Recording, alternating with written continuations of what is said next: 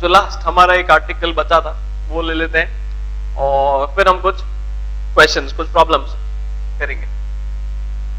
एक last instrument जो हमारा बचा था, हमें पोटेंशियोमीटर,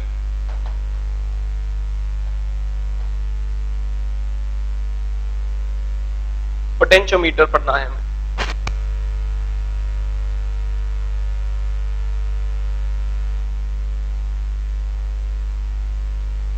ठीक है।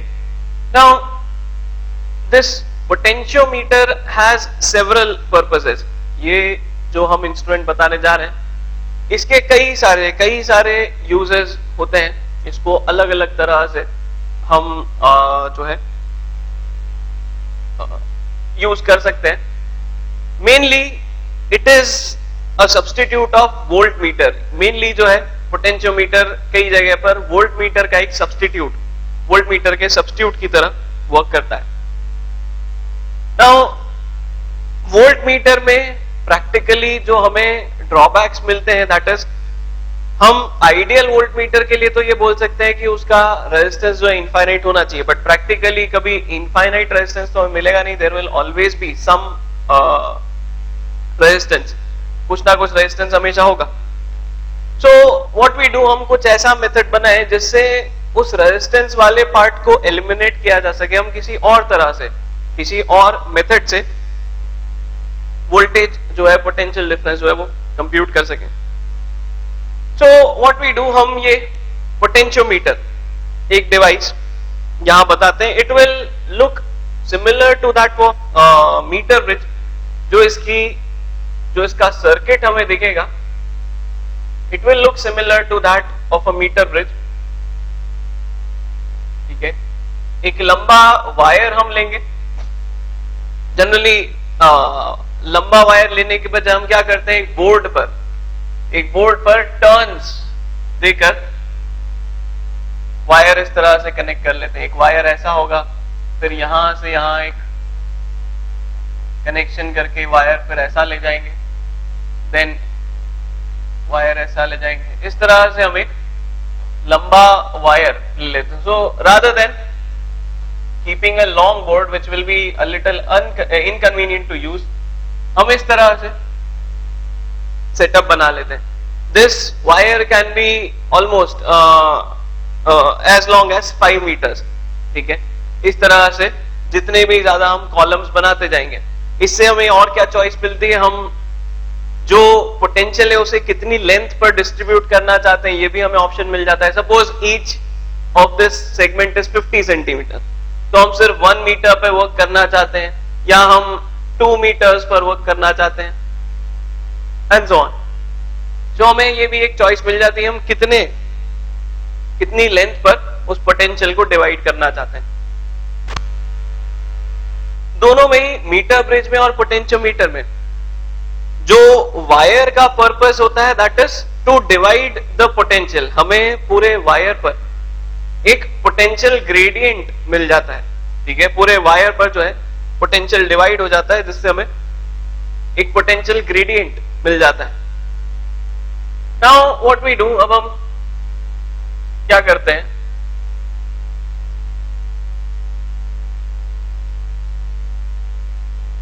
सर्किट में हम इसे इसी तरह से रिप्रेजेंट करेंगे जैसे हम मीटर ब्रिज को रिप्रेजेंट कर रहे थे। एक वायर है, उसको एक बैटरी से हमने कनेक्ट कर दिया and a variable resistance.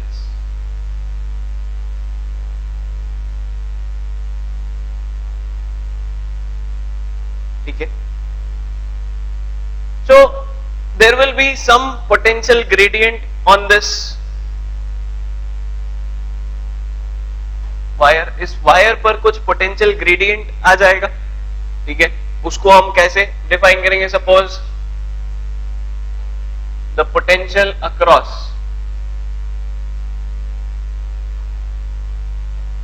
let the potential difference across A and B be V naught. Then potential gradient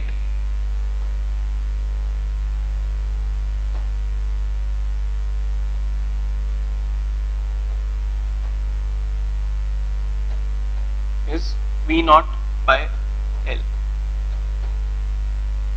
जो पोटेंशियल ग्रेडियंट हो जाएगा इस वायर पर, it will be V naught by L। ठीक है, V नॉट बाय L उसका potential gradient हो जाएगा।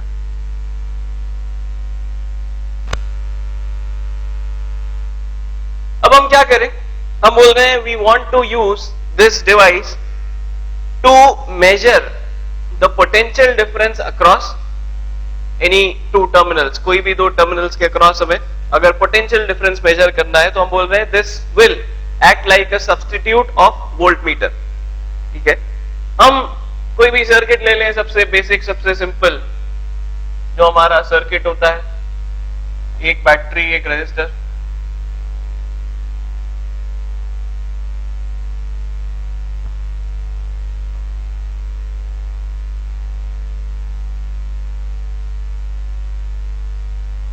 ठीक है, इस सर्किट के एक पॉइंट को हम इधर कनेक्ट कर देंगे और दूसरा टर्मिनल जो है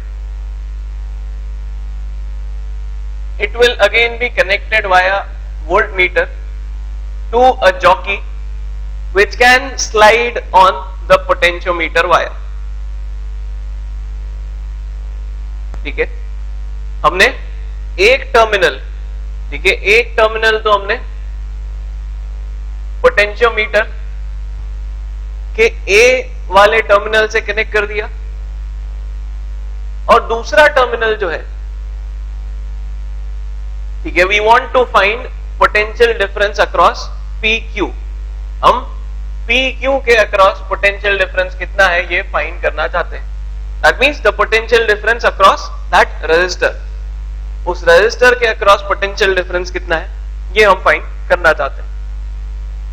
तो हमने ये एक सेटअप बनाया, this is the potentiometer circuit, this is the external circuit जिसमें हम पोटेंशियल डिफरेंस फाइंड करना चाहते हैं।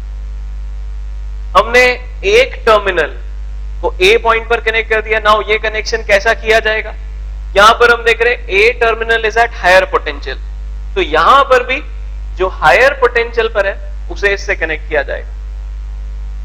जो लोअर पोटेंशियल पर टर्मिनल है उससे हमने एक गैल्वेनोमीटर कनेक्ट किया, देन एक जॉकी, ठीक है, जो हमने मीटर ब्रिज में बनाया था उसी तरह का सेटअप ये हम बना रहे हैं। ठीक है, नाउ यहां पर फिर से अब हम एक बैलेंसिंग पॉइंट ढूंढेंगे। ठीक है, हम एक बैलेंसिंग पॉइंट ढूंढेंगे जहां पर गैल्वेनोमीटर की रीडिंग 0 हो जाए। हमें फिर से वही काम करना है, हम एक बैलेंसिंग पॉइंट ढूंढेंगे जहां पर गैल्वेनोमीटर की रीडिंग 0 हो जाए।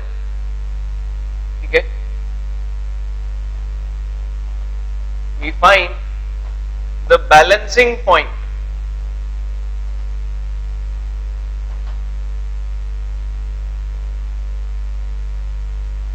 where galvanometer reading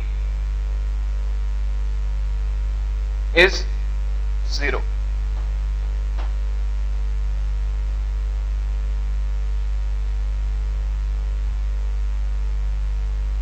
In this case,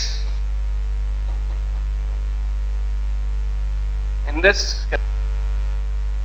VPQ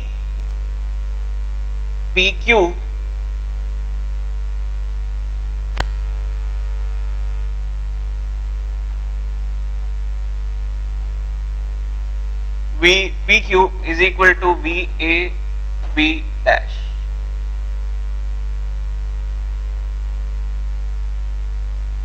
मतलब इस रेजिस्टर पर जितना पोटेंशियल डिफरेंस होगा उतना ही इतने पोर्शन पर, पोटेंशियोमीटर के इतने पोर्शन पर पोटेंशियल डिफरेंस होगा। ऐसा हम क्यों बोल रहे हैं, because there is no current in the galvanometer. Galvanometer जो है वो 0 रीडिंग शो कर रहा है। गैल्वेनोमीटर अगर 0 रीडिंग शो कर रहा है that means there is no current in this circuit. ये इतना जो पार्ट है इसमें कोई करंट नहीं है। अब अगर यहां और यहां कुछ पोटेंशियल डिफरेंस होता, मतलब VPQ और VAB डैश इन दोनों में अगर कुछ डिफरेंस होता तो फिर गैल्वेनोमीटर में हमें करंट मिलता, ठीक है। या फिर हम KVL से सोचे, KVL जो है वो यहां पर हमें क्या देगा, VPQ, V galvanometer and VAB dash, इन तीनों का सम जो है वो 0 होना चाहिए, इन तीनों का सम हमें 0 मिलना चाहिए। Now if galvanometer is showing 0 reading, that means the potential difference across galvanometer is 0.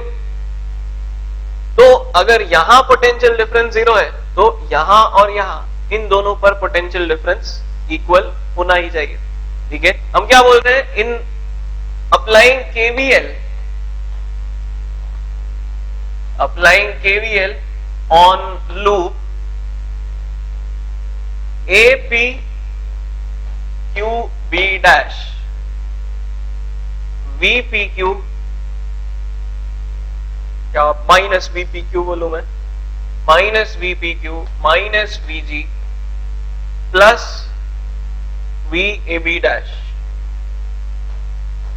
Is equal to 0. Since current in galvanometer is 0, it implies that potential difference across galvanometer is 0, and therefore VPQ must be equal to VAB dash. वही जो हम यहां बोल रहे थे, ठीक है। ये कंडीशन कहां से आई है, ये यहां बता रहे हैं बस। Now since there is no current in the galvanometer, क्योंकि गैल्वेनोमीटर में कोई करंट नहीं है, इसलिए गैल्वेनोमीटर का रेजिस्टेंस यहां पर किसी चीज को अफेक्ट नहीं करेगा। Since there is no current in the galvanometer, galvanometer के रेजिस्टेंस की वजह से सर्किट पर कोई इफेक्ट नहीं पड़ेगा। And this is why we say that potentiometer gives us a more accurate reading as compared to voltmeter. Potentiometer हमेशा हमें ज्यादा एक्यूरेट रीडिंग देगा, ठीक है। अब ये VAB डैश हम कैसे लिख सकते हैं,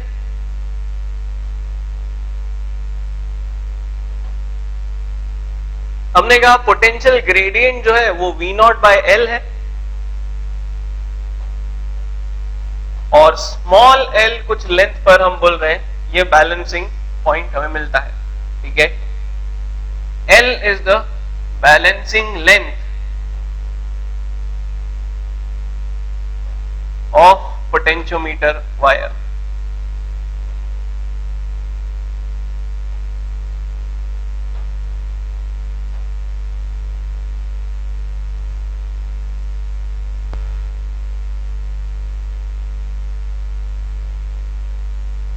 L is the balancing length of potentiometer wire. कितनी लेंथ पर वो पोटेंशियोमीटर बैलेंस हो रहा है, ठीक है। V0 by capital is the potential gradient, मतलब डिस्टेंस के साथ पोटेंशियल कैसे चेंज हो रहा है,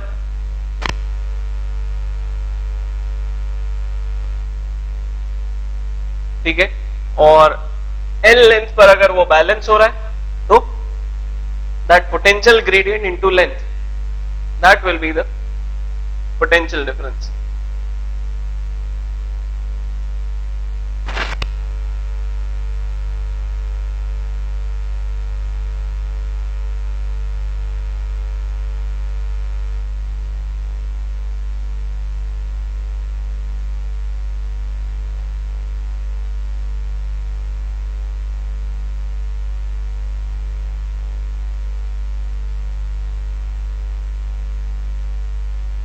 ठीक है। Now but there is still a problem, अभी भी यहां एक प्रॉब्लम है, हमें V0 थोड़ा ना पता है, वी डोंट नो V0 हमें नहीं पता है, ठीक है। We don't have the value of V0 की वैल्यू हमें नहीं पता है। इस V नॉट को फाइंड करने का सिर्फ एक ही तरीका है, we need to have a cell of known EMF। इस इक्वेशन को या इस वैल्यू को डिटरमाइन करने के लिए, फर्दर डिटरमाइन करने के लिए, we need to have a battery, a cell of known EMF। हमारे पास कोई ऐसी बैटरी होनी चाहिए जिसका EMF हमें पहले से पता हो, ठीक है।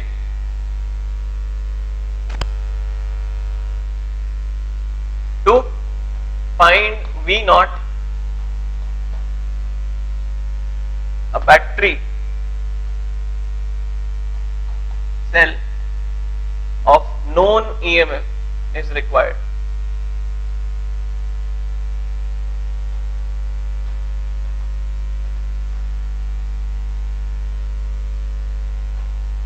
ठीक है, हम क्या करते हैं, हम फिर से यही सर्किट बनाए,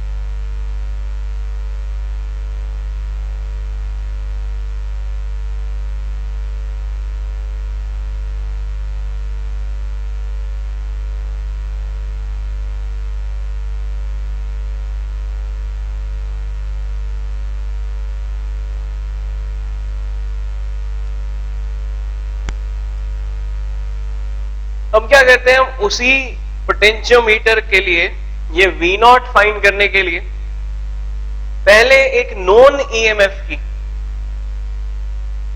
ठीक है, it may have some internal resistance, हमें उससे फर्क नहीं पड़ेगा, हम आगे देखेंगे ये चीज। It will not matter if it has internal resistance और not.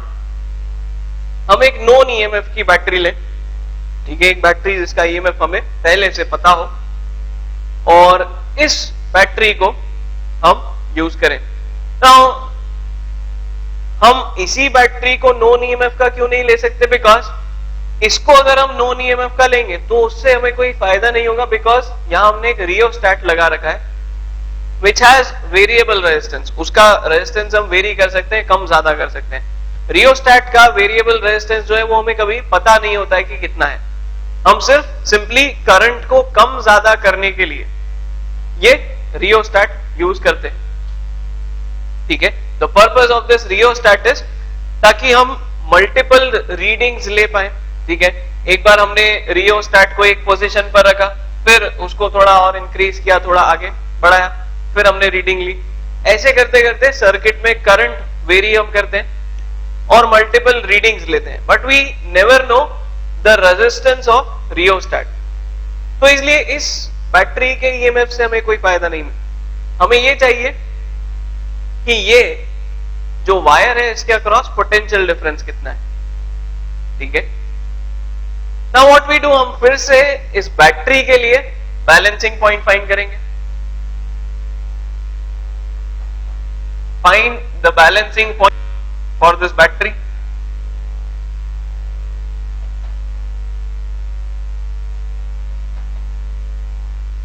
For a battery of known EMF,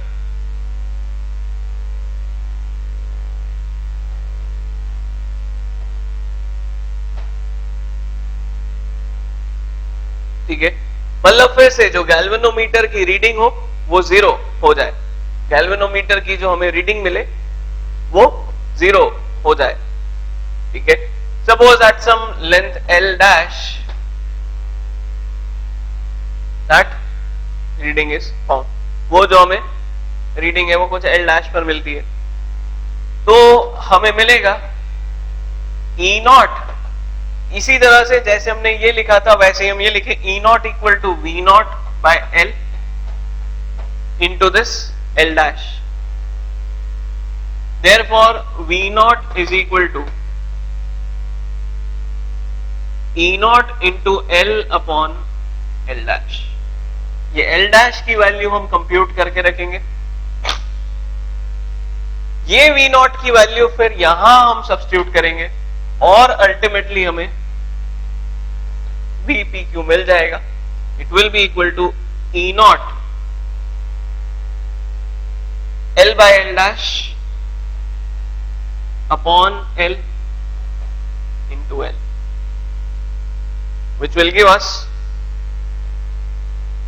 VPQ equal to E naught L upon L dash। ये हमारा फाइनल फॉर्मूला हो जाएगा। तो हम एक और चीज देख रहे हैं, अगर हम ये प्रोसेस यूज करते हैं तो हमें पोटेंशियोमीटर वायर के लेंथ को फाइंड करने की भी जरूरत नहीं है, हमें पोटेंशियोमीटर वायर की लेंथ भी नहीं रिक्वायर्ड होगी। This will be our final formula. हमें एक बैटरी चाहिए जिसका ईएमएफ नोन हो, हम पहले उसका बैलेंसिंग पॉइंट निकाल लें। रियोस्टैट की सेम कंडीशन के लिए फिर हम सर्किट जो है हमारा, जिसमें हमें पोटेंशियल डिफरेंस कंप्यूट करना है, उसकी बैलेंसिंग लेंथ फाइंड कर लें, ठीक है। और इस तरह से फिर हम ये पोटेंशियल फाइंड कर सकेंगे, ठीक है। So generally what is done, हम ये दोनों सेटअप्स, ये जो दोनों ही सेटअप है, इन्हें साथ में ही कनेक्टेड रखते हैं। एक बार इसकी जॉकी को टच करा के देख लिया, फिर उसकी जॉकी को टच करके देख लिया, उसकी जॉकी से बैलेंसिंग पॉइंट ढूंढ लिया, ठीक है। हमने इसको भी यहां कनेक्टेड रखा है और उसे भी कनेक्टेड रखा है साथ में पैरेलल में। एक बार हमने इसके लिए गैल्वेनोमीटर को 0 बैलेंसिंग पॉइंट ढूंढ लिया, फिर इसको हटा लिया, और ये जो हमारा सर्किट है एक्सटर्नल सर्किट, इसके लिए चौकी को मूव करके बैलेंसिंग पॉइंट ढूंढ लिया, और फिर इस तरह से ये हम फाइंड कर लेंगे, ठीक है। फिर हम रियोस्टैट को चेंज करेंगे, रियोस्टैट की जो पोजीशन है उसको चेंज करेंगे, रेजिस्टेंस इंक्रीज डिक्रीज कर सकते हैं हम, और उससे फिर रीडिंग्स लेते जाएंगे, फाइनली एवरेज आउट करके हम रीडिंग बता देंगे।